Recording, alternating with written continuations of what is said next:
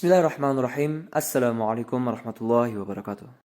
Penemuan lokasi kota kaum Nabi Lut, kota kemaksiatan dan Bistapora, dan bagaimana Allah menghancurkan mereka dengan berbagai macam azab. Kita seringkali mendengar di dalam Al-Quran tentang kaum Nabi Lut yang melakukan kemaksiatan, dan bagaimana mereka tidak mendengarkan Nabi Lut dan terus-menerus melakukan kemaksiatan dan kekejian, sampai turunlah azab Allah kepada mereka dan menjadi pelajaran bagi manusia. Pada video ini, kami akan memperlihatkan kota kaum Nabi Lut dan membahas secara rinci perbuatan yang mereka kerjakan dan bagaimana Allah menghukum mereka.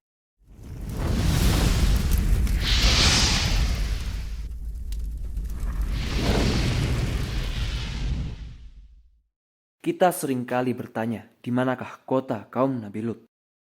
Kota kaum Nabi Lut terletak di kota Pompei, Italia. Pada masa yang dipimpin oleh Nairun Raja Romawi, terletak dekat dengan kota Napoli, Italia. Pada tahun 79 Masehi, gunung berapi yang berada di dekat kota tersebut meletus dengan letusan dahsyat yang menghancurkan kota Pompei dan Herculaneum. Gunung berapi itu menutupi kota dengan abu selama 1600 tahun hingga ditemukan kembali pada abad ke-18. Kami akan menceritakan kejadian yang terjadi pada saat letusan gunung berapi setelah mereka melakukan kemaksiatan dan kekejian. Kota Pompei dahulu adalah termasuk salah satu kota kaya dan makmur. Jalan-jalannya diaspal dengan bebatuan yang mewah.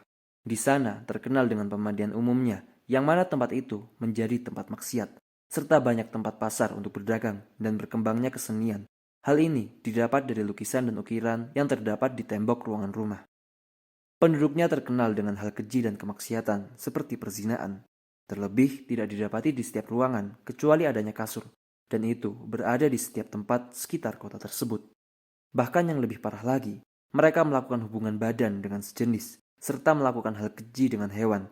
Dan sampai sekarang, ada patung yang menggambarkan mereka sedang melakukan hal keji dengan hewan. Kita berlindung kepada Allah darinya. Semua itu ada di sekitar kota tersebut.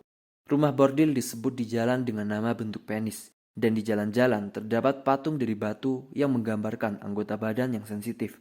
Bahkan alat penerangan yang menerangi kota menggunakan bentuk yang sama. Di sana merupakan rumah bordil tertua yang dikenal umat manusia di dunia, dan kini telah menjadi salah satu tempat terpenting di kota itu. Para wisata dapat menyaksikan bagaimana penduduk kota ini dahulu hidup. Di antara mereka, ada yang mengambil pelajaran dan ada pula yang mengabaikannya. Di tempat ini kita akan menemukan di sebuah dinding lukisan yang menggambarkan hubungan seksual yang berbeda. Para ulama mendapati di kota kecil ini 13 kamar khusus untuk pelacuran, 7 klub seks untuk orang-orang kaya, dan 41 tempat untuk pelacuran. Inilah permasalahan yang dilakukan oleh kaum Nabi Lut. Wallahu a'lam apakah kota inilah yang dimaksud Al-Quran dengan kota kaum Nabi Lut. Allah Ta'ala berfirman, وَلُوطًا إِذْ قَالَ لِقَوْمِهِ إِنَّكُمْ لَتَأْتُونَ الْفَاحِشَةَ مَا سَبَقَكُمْ بِهَا مِنْ أَحَدٍ مِنَ الْعَالَمِينَ. Ingatlah ketika Lut berkata kepada kaumnya, sesungguhnya kamu benar-benar melakukan perbuatan yang sangat keji, homoseksual, yang tidak pernah dilakukan oleh siapapun sebelum kamu di alam semesta. Yasin Surah Al-Ankabut ayat 28. Saat ini setelah menjadi kota wisata, anak-anak di bawah 18 tahun dilarang masuk ke dalam kota ini. Hal itu dikarenakan di kota ini terdapat lukisan pornografi yang tidak layak untuk anak-anak.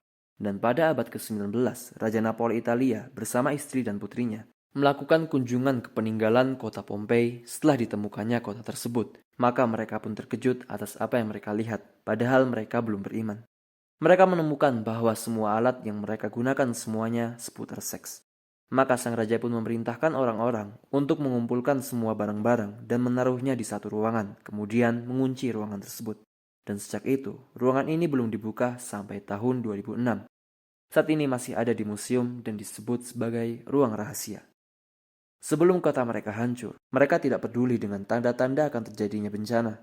Mereka tidak peduli dengan getaran kecil maupun kuat, atau tentang beberapa awan kabut putih yang terbentuk di atas gunung berapi dan tidak menanggapi bumi yang menghancurkan kota mereka 17 tahun yang lalu.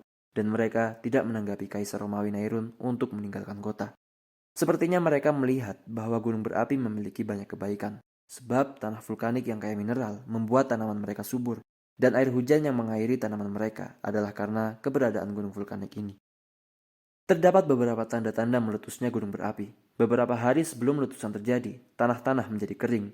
Setelah itu, sumur mengering dan mata air berhenti. Anjing menggonggong dengan gonggongan sedih, juga dalam keheningan burung-burung. Tetapi penduduk mengabaikannya sampai mereka dibinasakan saat mereka disibukkan dengan perdagangan dan dalam keadaan lalai. Pada siang hari, tanggal 24 Agustus tahun 79 Masehi, penduduk kota mendengar suara letusan yang keras. Gunung api meletus dan abu letusan serta awan panas meletus ke arah langit yang kemudian terjatuh setengah jam setelahnya di atas kepala penduduk kota. Allah Ta'ala berfirman, وَيَسْتَعْجِلُونَكَ بِالْعَذَابِ وَلَوْلَا أَجَلٌ مُّسَمًّى لَجَاءَهُمُ الْعَذَابُ وَلَيَأْتِيَنَّهُمْ بَغْتَةً وَهُمْ لَا يَشْعُرُونَ. Mereka minta agar engkau menyegerakan datangnya azab. Kalau bukan karena waktunya telah ditetapkan, niscaya azab datang kepada mereka. Azab itu benar-benar akan datang kepada mereka dengan tiba-tiba, sedangkan mereka tidak menyadarinya. Kiasan Surah Al-Ankabut ayat 53. 1 jam setelah meletusnya gunung berapi dan meluapnya lahar panas dan abu vulkanik ke langit puluhan kilometer di udara, siang berubah menjadi malam. Hal ini karena abu vulkanik menutupi langit seluruhnya serta matahari. Langit menjadi hujan, akan tetapi bukan hujan air, namun turun hujan abu vulkanik ke atas kepala mereka. Kemudian mayat mereka pun membatu. Banyak dari mereka tertimpa bebatuan yang berjatuhan yang menghancurkan atap bangunan.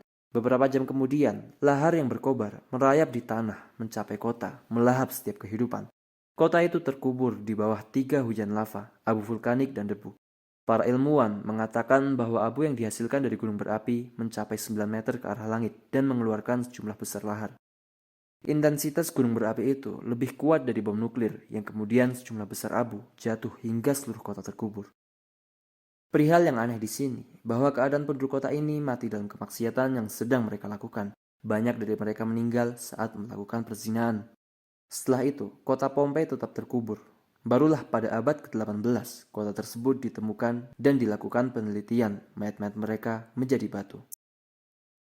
Kota ini masih ada sampai saat ini menjalani proses perbaikan untuk mengungkap banyak rahasia manusia dan arsitektur.